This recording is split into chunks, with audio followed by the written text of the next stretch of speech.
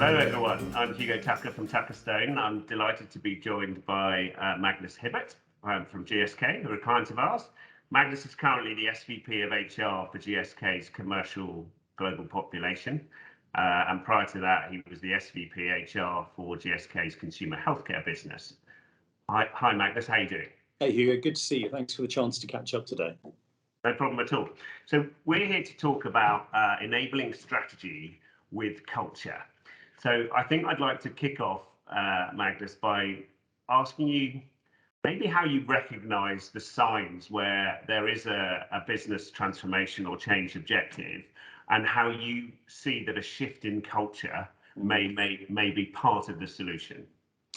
Yeah, happy to, Hugo. And maybe what I should use, just to, probably of most interest for people, is the example of our consumer business over the last couple of years. As folks may know, the consumer division of GSK is being separated entirely from the broader GSK mothership in the summer of this year to become a separately listed and independent company.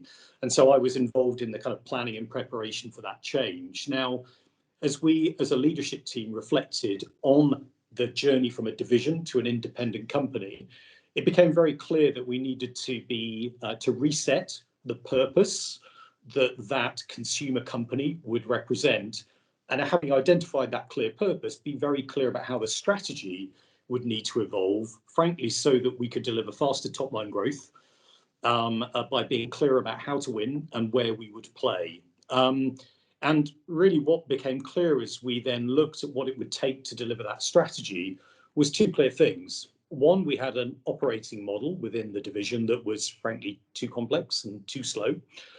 But it was also very clear that we needed to think quite differently about the culture of the organisation that would be necessary for that strategy to be realised, but also for that change in operating model to really come to life.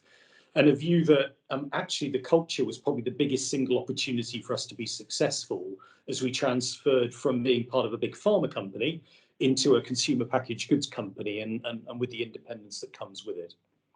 Okay, interesting. So how did you assess? I mean, presumably there was a subculture within the pharmaceutical and consumer business anyway, but how did you come to the realization of what you needed? I mean, how much work did you do externally around what kind of culture you wanted to create? Yeah, it's a great question. It was a series of stages, really.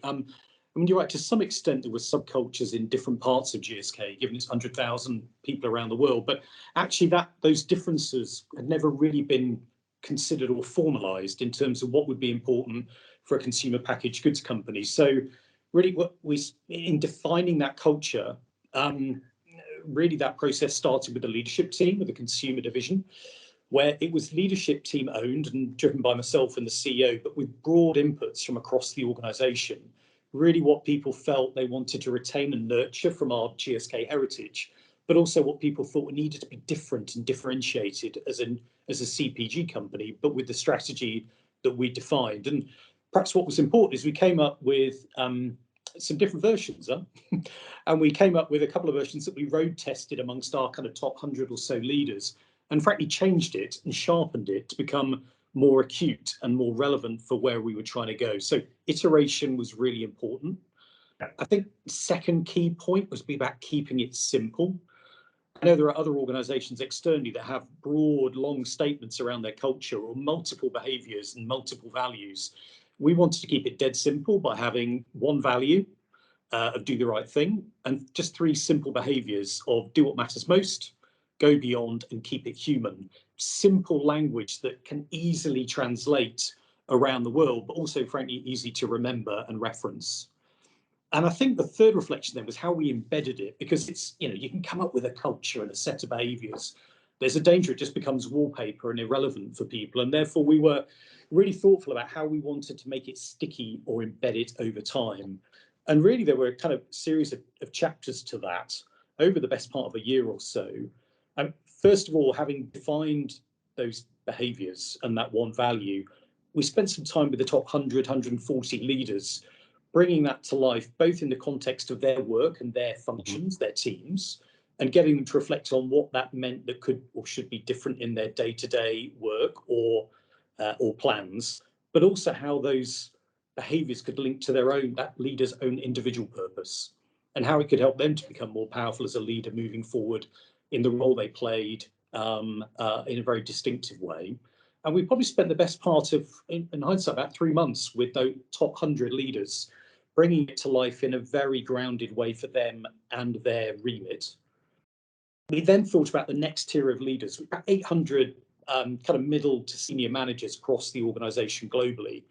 Sure. And actually, we spent about 10 weeks with that group on a weekly kind of online program, actually, which everyone around the world dialed into on a Monday, where really we took each of those 3 behaviours in turn and just talked through what it meant for people, but also provided some really simple tools that then encourage those leaders to go back to base and experiment and play with, frankly, with their teams without declaring this is the new culture, but to start to try a few things differently to see what was most relevant to their work. And then they came back at the end of each week within their work teams and compared notes and learned from each other's experience. And really, therefore, it was only once that 10-week program was complete did we then go to the 25,000 employees around and declare and launch the culture grounded in the purpose and strategy, but then start to talk about the language and the behaviours in a way that by then people could already recognise some of those behaviours having been different in what they'd seen their bosses do over the previous weeks and months. And I guess the last point I'd make is you've got to hardwire it quickly into core processes. Yeah. So we moved quickly to hardwire those culture behaviours into our performance system, how we thought about leadership capability and training, how we thought about recruitment and assessment, and indeed it played a part as we thought about reward strategies moving forward. Interesting. And did you see that, were you able to measure the impact? I know that you guys have access to a lot of people data and analytics, but did you see engagement go up or down? Were people excited about adopting the new culture, or did you see a bit of apprehension in some areas? Yeah, it's a great question. I think it's fair to say that we were committed to being able to measure the impact of the culture, but to some extent we're going to have to build the level of insight there over time. And we really thought about it in sort of 3 main ways. Ultimately, it's about performance, but 3 main ways. One is how trying to understand how aligned are our employees to that culture? How much do they understand and get what we're all trying to achieve? Secondly, what sense of ownership or accountability do our employees have for bringing that culture to life in their day-to-day work? And thirdly, and importantly, the impact of culture on performance over time and business KPIs. So those were the 3 lenses that we kind of set out to think through. And really, when we're thinking about that level of alignment and ownership by employees, there were 3 or 4 ways in which we've already started to measure that. One, through annual employee surveys, Sure. but also what we call pulse surveys, which are kind of subsets of the population with more targeted questions to really start to understand people's honest feedback around the relevance of all this good stuff. As well as what we call kind of 180 surveys, which is where people can give feedback on their manager's conduct and how much their manager is leading their team in line with performance and the culture. And actually, whilst those are quant measures and they're kind of or to some extent lag indicators, we really started to see some really positive movement. We had 89% of people globally saying they had a really good understanding of the performance strategy and culture. We had 86% of people saying they had a really good understanding of how they could make the biggest contribution to that strategy and the culture. And 77% of them confident that as a company, we could overall deliver that purpose, strategy and culture through separation, which, given where we started from at the beginning of that 12 months, is quite a significant shift across a big global division. And usefully, given part of our behaviours were about go beyond and do what matters most, we had about 87% of people saying that it was clear how they were helping other members of their team to move faster and move with greater pace. So even the kind of impact in terms of our performance you can start to see. But those are quite sort of probably traditional ways of thinking about it. What we also were starting to think through, and I guess this will become clear over time, is where we can measure the business impact, the effect on performance. And so we were starting to chart business metrics which were most closely impacted by some of those behaviours. So, for example, if it's about going beyond, how much could we chart the speed of the increasing innovation of new products, speed to market, for example, rather than just a loose alignment between those behaviours and overall, top and bottom line in terms of the P&L. So there were a series of those business metrics we were starting to try and track and link back through analytics to culture behaviour scores, but also thinking about externally, we also wanted to understand what people were saying about the new company.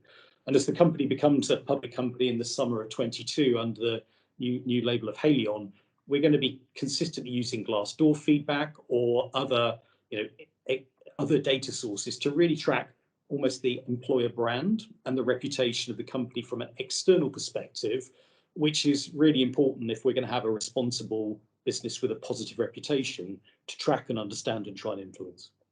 Yeah, I mean, it's a pretty unique opportunity, essentially building a new business and culture on such a large scale, which kind of leads me on, and thank you for that. It's very insightful and really interesting on how you drove that strategy with the culture. I suppose my last question is more for our community and network, a lot of whom are working high growth businesses that are PE backed. And I just wondered whether there were any lessons or tips you could give from more of a kind of corporate perspective as to how they should adapt their culture to high growth and in a changing market. Just wondered whether you had any tips for them. Just a few thoughts. One is, and it's perhaps stated the obvious, but it's critical to avoid the wallpaper effect of culture just being words on a wall. That whatever the culture may be, it has to be absolutely anchored in the clear strategy of that organisation. Yeah. And actually that can be done in a very superficial way, but it's really important. It's hardwired and very clear about the cause and effect. And secondly, be very anchored in how it's going to drive sustainable performance. Because that's ultimately, in terms of value creation, what we're all here to do.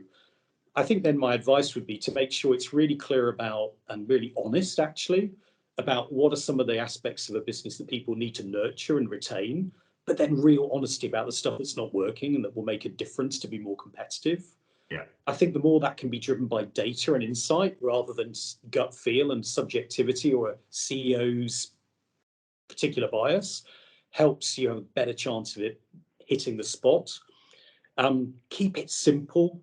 The more words, the more confusion is created, and the more pub speak it can be, the more likely it is that your employee base around the world will get it and understand and do something different as a result. And lastly, just think about these things in stages. I know we all want to move fast, and we were quite tempted to launch everything soup to nuts within a month, but actually taking some time to get your leaders and managers engaged behind this in a meaningful way with practical tools to make it drive performance before you then start talking to the broader employee base who will be naturally skeptical about these things is really important, and get it hardwired into your performance system quickly so you can start to use it to drive performance and pace, which is its ultimate purpose. Sure. Oh, thank you so much. That's really useful. I think the theme for this particular video newsletter is, keep it simple and be practical and follow the process. So I really appreciate your time and your insight today, Mags. It's really, really kind of you, and hopefully I'll speak to you soon. Hey, thanks, Hugo. Real pleasure to catch up. Thanks a lot. Thank you. Bye.